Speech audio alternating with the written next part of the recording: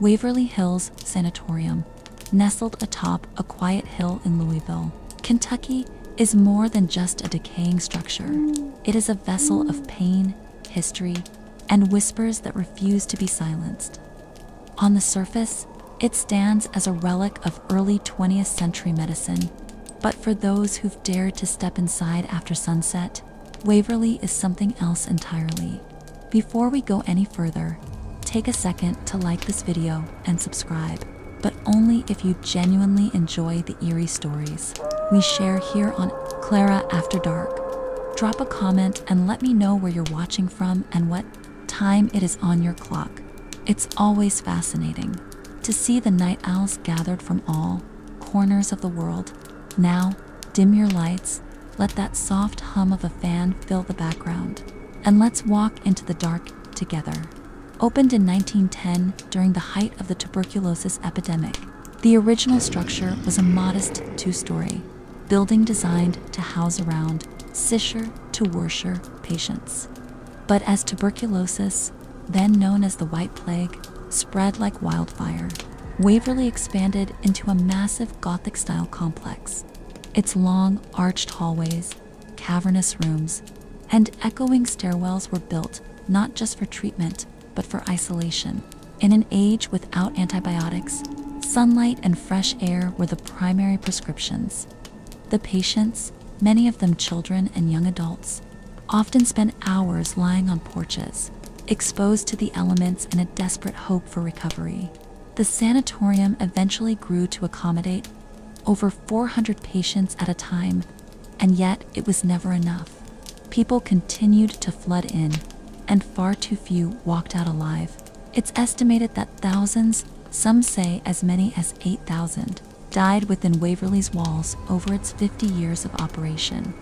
But as chilling as those numbers are, it's not just the death toll that haunts Waverly Hills, it's the way they tried to hide it.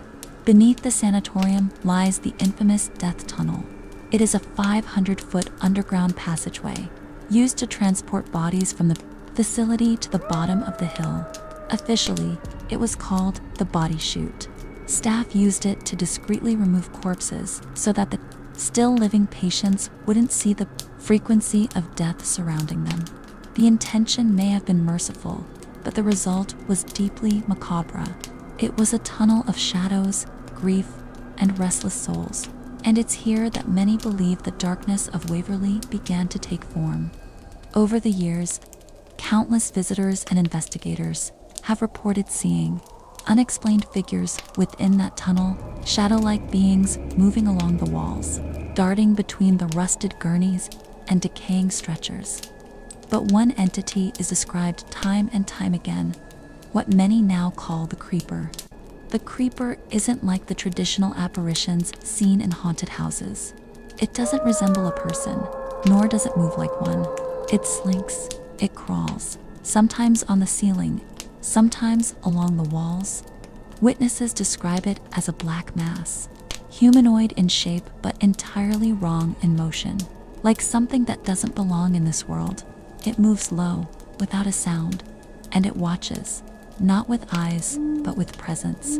Heavy, oppressive, suffocating presence. Even seasoned ghost hunters have fled the sanatorium after encountering it. One former tour guide recalled seeing a guest freeze in place, pale as the walls, eyes locked on something only she could see. When she finally spoke, all she whispered was, "It was crawling above us." And the moment she said it, every flashlight in the group flickered out. There's something deeply unsettling about the kind of silence you find in places like Waverly Hills. It's not the peaceful kind. It's the heavy, suffocating silence that feels like it's listening, watching, waiting for someone to make the mistake of speaking too loudly or stepping too far into the dark. The creeper, as we started to explore in the first part, doesn't behave like your average ghost. It doesn't float gently down a hallway or appear as a fleeting image in a mirror.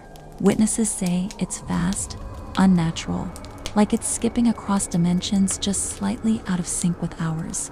Some describe feeling a static charge in the air before it appears, hair standing on end, sudden nausea, or even temporary paralysis.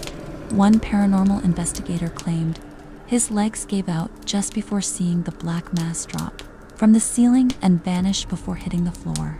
And it's not confined to the death tunnel. There have been sightings on every floor, particularly in the old surgical rooms and what's now known as the solarium wing, an area where patients were once forced to lie outside in the dead of winter, their lungs rotting from the inside out. This was where fresh air was believed to heal. Now, it's where shadows grow thickest. A group of amateur investigators once camped overnight in that wing, hoping to capture footage of the creeper. Around 3 a.m., their thermal cameras picked up a cold spot moving swiftly down the corridor, far colder than the rest of the already chilly room. One member broke from the group, chasing it down the hall, only to drop his camera and run back screaming. When they reviewed the footage, a dark figure was visible for less than a second. It wasn't walking. It was crawling up the wall, toward the ceiling, and then gone. But not everyone sees the creeper. Some only feel it a weight on their chest, a presence behind them when they're completely alone. Tour guides report that some visitors become overwhelmed without warning, falling into sudden panic attacks or bursting into tears without understanding why. They say the creeper feeds off emotion, particularly fear, and once it locks onto someone, it follows. Some psychics who've visited Waverly believe the creeper is not human at all, nor ever was. They say it's something older, something that was drawn to the sanatorium by decades of death, pain, and hopelessness, a kind of spiritual parasite, born from suffering and now bound to the structure itself. Waverly Hills has countless spirits, but this one is different. It doesn't want to be seen. It wants to be felt. It wants you to know it's there when you're most alone, most vulnerable, when you're standing in the dark and suddenly forget why you're even afraid. And that's exactly when it strikes. The history of Waverly Hills Sanatorium is a story of sorrow and desperation. When antibiotics were still decades away, doctors and staff were left with few options to combat tuberculosis. Patients were separated by gender, age, and the severity of their illness. Families said their goodbyes, sometimes never to see their loved ones again. Many of the patients died alone, surrounded only by cold stone walls and the faint light from barred windows. Their final breaths were often taken in silence, but it was not just the disease that made this place terrifying. There were strange occurrences that staff could not explain. Footsteps echoing in empty hallways, doors opening and closing on their own, and sudden chills that ran down the spine. One nurse who worked at Waverly in the 1940s reported hearing whispering voices late at night. She described it as faint murmurs, almost like a chorus of sorrow. The voices seemed to come from the death tunnel beneath the building. She said she could never get close enough to see what was causing them, but the feeling of dread was overwhelming. The stories passed down from generation to generation among the hospital staff describe a presence that watches over the sanatorium, a dark figure that moves just out of sight, never fully revealed. This entity has been linked to the creeper, the black shadow that many visitors have encountered. Some say it is the embodiment of all the pain and suffering that happened within these walls. In the decades since the sanatorium closed in 1961, the building has fallen into ruin, but the stories have only grown. Paranormal investigators come from far and wide, hoping to capture proof of the supernatural. Some have reported unexplained noises on their recordings, cold spots, and even apparitions appearing in photographs. The creeper remains elusive. It refuses to be caught on camera for long.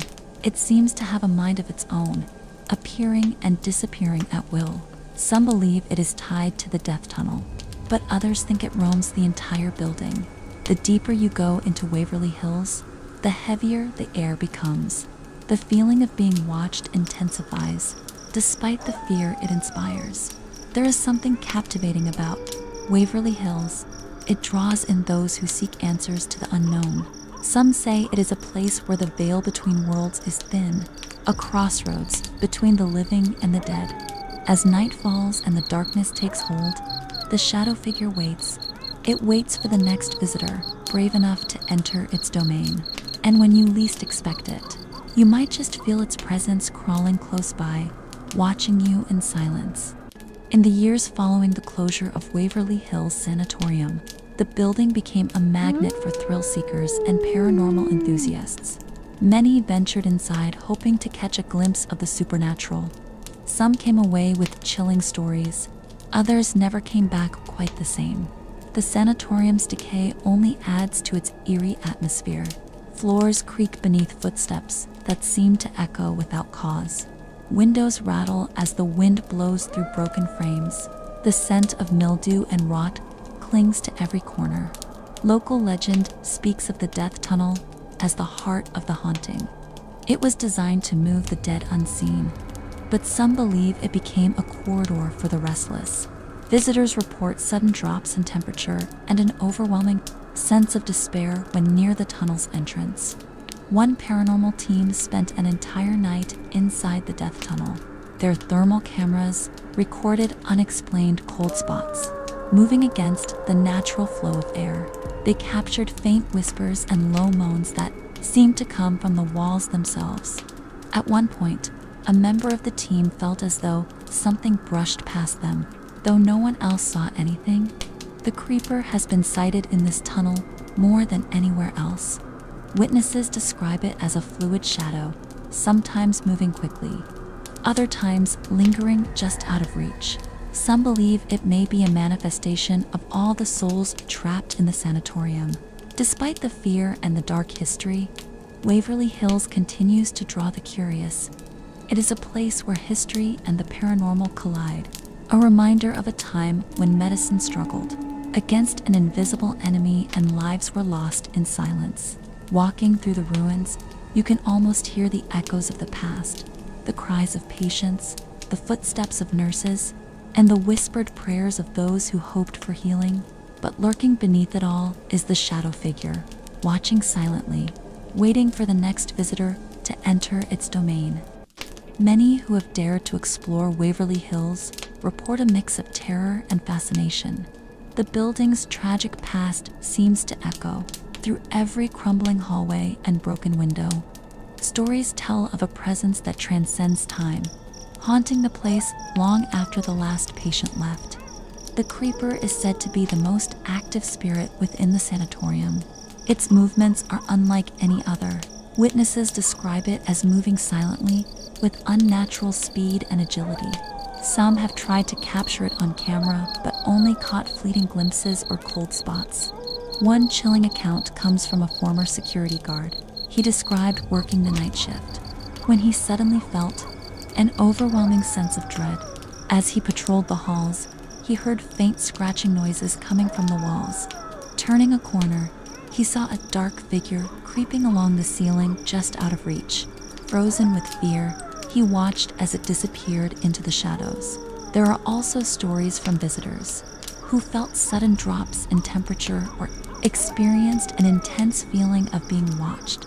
Some claim the creeper can invade dreams, causing nightmares filled with suffocating darkness and crawling shadows. The sanatorium's dark history seems to feed the entity. Decades of pain, loss, and despair have created a spiritual energy that lingers. The creeper, many believe, is the embodiment of that energy, an eternal reminder of the lives lost within these walls. Despite warnings and countless tales, the allure of Waverly Hills remains strong. It continues to draw those intrigued by the paranormal and the macabre. For some, facing the terror here is a test of courage. For others, it is an obsession they cannot escape. As the shadows lengthen and night deepens, the creeper waits patiently. It watches silently from the darkness, ready to reveal itself to the next unfortunate soul who dares to enter its domain. Waverly Hills Sanatorium is more than just a building. It's a vessel carrying decades of untold stories, each one etched into its crumbling walls. Those who visit often speak of a profound sense of loss that lingers long after they leave.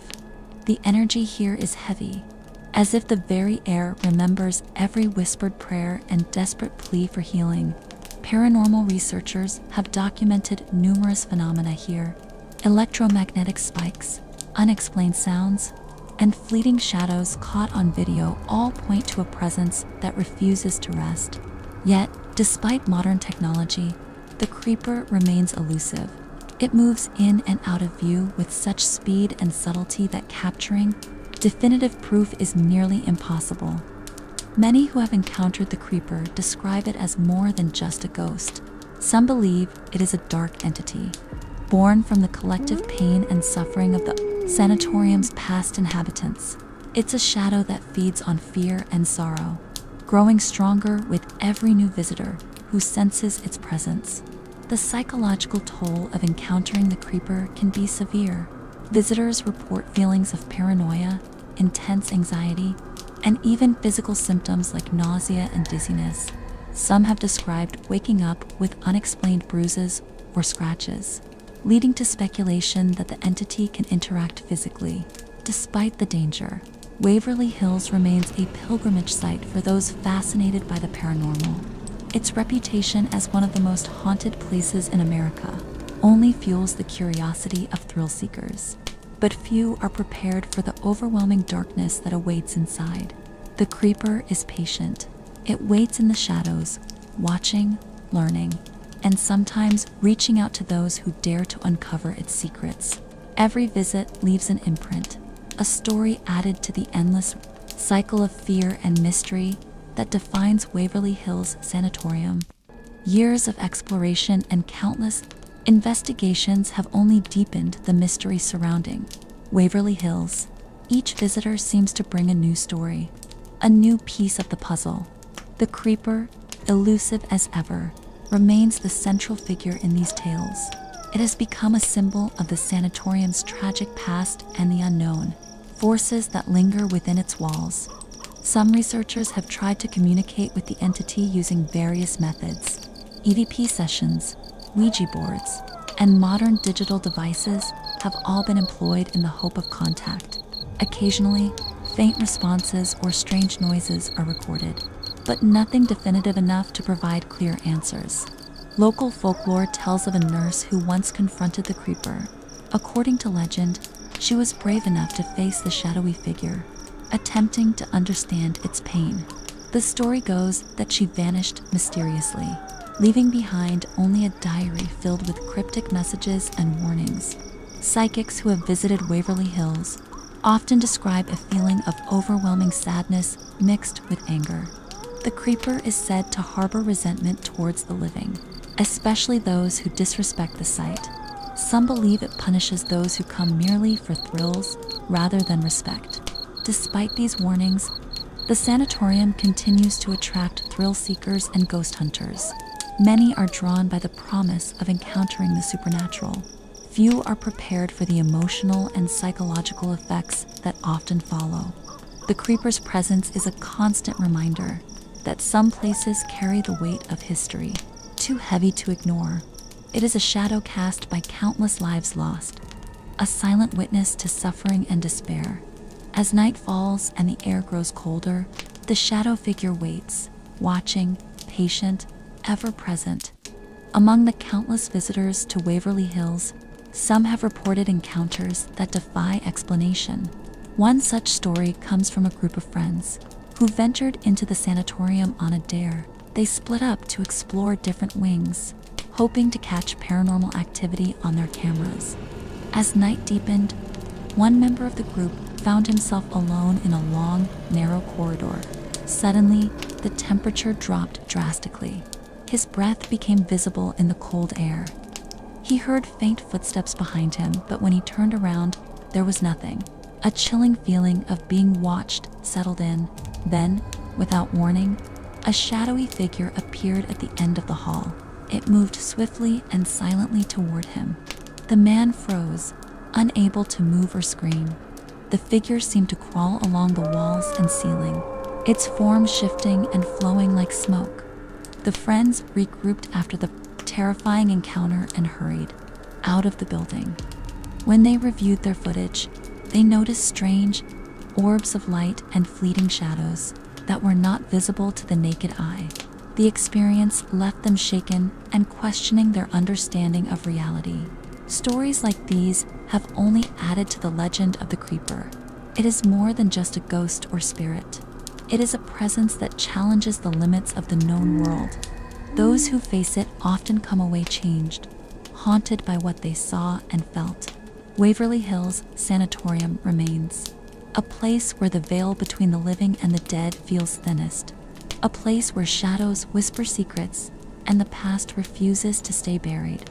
As darkness envelops the ruins, the creeper waits patiently, always watching, always lurking in the shadows. The psychological effects of encountering the creeper can linger long after leaving. Waverly Hills, many visitors report vivid nightmares, feelings of paranoia, and a sense of being followed even outside the sanatorium's grounds. Some have sought therapy to cope with the trauma. Researchers believe that the entity's influence extends beyond the physical location. It seems to attach itself to those who come into contact with it. This has led to speculation that the creeper is not confined to Waverly Hills, but can follow its victims. One investigator recounted a chilling experience where, after a visit to the sanatorium, he began to notice unexplained shadows in his home. Lights flickered, objects moved on their own, and the sense of being watched persisted. Despite attempts to rid himself of the presence, it remained. The idea that the creeper can follow individuals has made many wary of visiting Waverly Hills. Some warn that curiosity comes at a price. Those who disrespect the site or seek fame may find themselves haunted in unexpected ways. The legacy of Waverly Hills is a cautionary tale. It reminds us that some places carry darkness that cannot easily be shaken off. The shadow figure is a reminder of the past's grip on the present, a constant lurking threat. For those brave enough to face it, the sanatorium offers more than just fear. It presents a glimpse into the unknown, a confrontation with forces beyond our understanding. As the night deepens, the creeper's watchful eyes remain fixed on its next target, waiting silently, ever patient. Not all who walk the halls of Waverly Hills leave with stories of terror. Some speak of a strange calmness, a quiet sorrow that permeates the building, but even that peace is often broken by the unexplained. Sounds of footsteps echo where no one walks. Doors creak open without a breeze. Whispers drift through empty rooms, too faint to understand, but impossible to ignore. Among the most unsettling locations is the old operating room. Abandoned surgical tools rest in rusted trays, and the faint scent of antiseptic still lingers. It is said that the creeper often appears here, feeding on the pain and fear left behind by countless failed operations and final breaths. One former nurse who toured the site described a sudden wave of emotion. Upon entering the room, grief, pain, and hopelessness hit her all at once. She saw a shadow shift across the far wall, but when she turned, the room was still. Her heart raced, and tears welled in her eyes, though she couldn't explain why. It's not always what you see at Waverly Hills that stays with you. It's what you feel. The way the air seems heavier, the way your skin tingles as if something unseen brushes past, the way your instincts scream at you to leave, even when your curiosity begs you to stay. The creeper thrives in these moments. It doesn't need to be seen. It only needs to be felt. And when fear takes root, it grows stronger. Visitors continue to come, some skeptical, others seeking answers, and a few just chasing a thrill. But all who leave take something with them, a memory, a chill, or a haunting sense that something followed them home. In the quiet hours just before dawn, Waverly Hills feels different. The darkness lifts slightly, but the feeling of being watched never fades. It's as if the building itself knows the night is ending and reluctantly retreats into stillness. Some say this is when the creeper is most active. Not loud or dramatic, but subtle and deliberate. Shadows flicker at the edge of vision, impossible to catch, yet impossible to ignore. It's in these moments that visitors feel the deepest sense of unease, a silent presence just behind them, breathing when no one should be there. A paranormal team once stayed through the entire night. As they reviewed footage during this early hour, they caught something strange. A tall, thin figure appeared in a hallway, standing still for several minutes before vanishing. No footsteps, no sound, just an image burned into the screen. Even skeptics on the team admitted it felt unnatural. This period, between night and day, has earned a name among locals and investigators alike. The in-between, a liminal time where reality seems fragile and the past bleeds into the present. It's here that the creeper's influence seems to deepen, as if it knows the barrier between worlds is thinnest. The true horror of the creeper isn't its shape or movement, it's what it represents. A part of Waverly Hills that never healed. A remnant of agony that has no end. It isn't a ghost seeking closure, it is pain seeking company. As the sun finally begins to rise, the shadows pull back, but the feeling never fully disappears. It stays with you, in the back of your mind, in the pit of your stomach. A whisper that says, you were never truly alone in there. The legend of the creeper endures not because of what people see, but because of what they feel. Waverly Hills Sanatorium holds memories not written in books, but etched into the very bones of the building. It is a place where fear breathes and grief lingers. Over the years, researchers have tried to classify the creeper. Is it a residual haunting, a demonic force, or something born entirely from human suffering? The answers never satisfy. What's clear is that the entity does not want to be understood. It wants to be felt, to be feared. Those who claim to have stood in its presence describe a paralyzing dread, a sensation that invades the body like cold water. Some lose track of time. Others report sudden headaches, blurred vision, or overwhelming sadness. These aren't just ghost stories. They are physical reactions to something real. And yet, people return.